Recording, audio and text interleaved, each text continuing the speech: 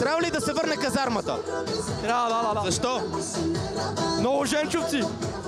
Кое име най-женчеството според тебе? Не оценяват малките неща.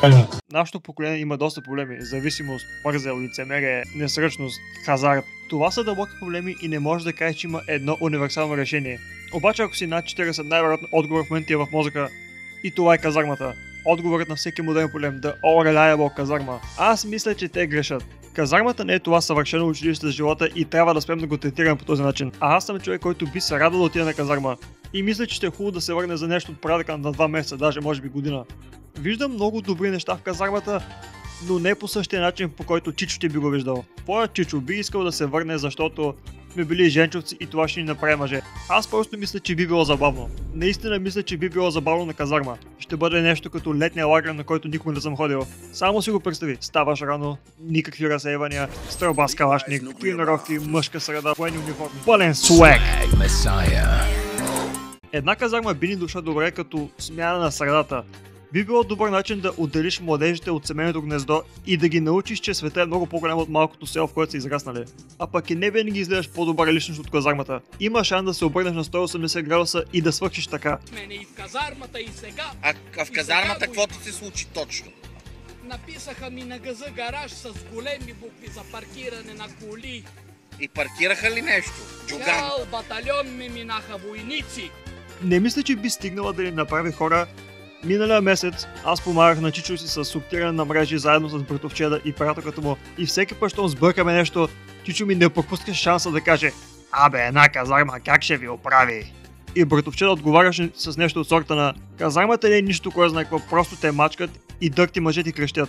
И после приятелката му влезе в разговор и беше: "Тя ще ви направи мъже, няма да сте кекави, ще ставате рано и ще тренирате." И аз тогава си казах на ум: аз ставам 6 часа рано да бачкам работа, която мразя, заобиколено от хора, които са 2 пъти, може би 3 пъти моята възраст. Нямам нищо, за което да говоря с тези хора. Плащането е ташак. Маркет. Буквално просто 9 до 5 работа в магазина ме мъчи много повече, отколкото военната подготовка и военния режим биха могли да ми причинят. Попаднах на това доста добро видео, в което този човек, който е бил там, обяснява надълго и на широк как всъщност вървят нещата. Трудно е, но те учи.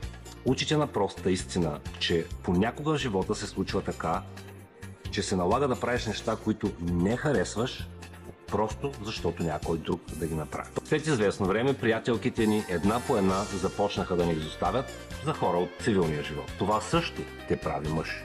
Мисълта, че ако непрекъснато се съмняваш, ревнуваш и обиждаш едно момиче, тя ще те остави, определено е осъзнаване, което всяко момче в фазата си на любовник би трябвало да осъзнае за противоположния пол. Научаваш, че никой не ти е длъжен на нещо. Научаваш, че ако нещо трябва да се направи, трябва да го направиш ти. Няма кой да го направи за теб и никой не ти е длъжен. Вярвам, че причината защо е виждана по този начин е защото нашите бащи и дядовци са били точно като нас. Едно от основните неща, които се въртят около главата на младия човек, е забавление. Това не е само при нас, това не е само при старите поколения. Това е в човечеството като цяло. Ние сме пристрастени към забавление. И мога да си представя, много от тогавашните младежи са го виждали като що горе-долу кошмар.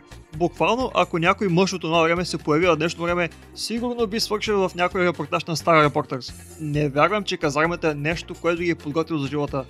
По-скоро, живота ги е подготвил за казармата. Баща ми и чичо ми не са имали лесно минало. И мога да си представя, дори и да бяха пропуснали казармата, пак щяха да бъдат сръчни и работливи хора. Също така днешните младежи, които са по дискотеките, не вярвам, че биха били по-различни след 2 години в казармата. Най-вероятно след уволнението пак ще се намерят в Бушидо. Това бяха моите дълбоки тези. Видеото свърши. Отиди и направи 200 лицеви. Кучка. И напиши коментар, че си ги свършил.